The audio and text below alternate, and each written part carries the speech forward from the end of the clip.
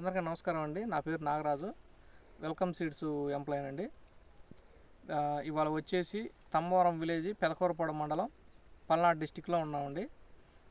Farmer పేరు వచ్చేసి షేక్ బడేమియా. మన చిల్లీ వెరైటీ వచ్చేసి SS 3485 అనే వెరైటీ వేసారండి. చూద్దాం ఎలా ఉందో. ఎకరం చేనండి ఇది విస్తీర్ణ. 9వ నెల 18వ తారీఖు 2024లో వేశారు. దగ్గరగా 88 రోజులు 86 రోజులు అవుతుందండి. ఒకసారి చూద్దాం పైరు ఎట్లా కాసిందో.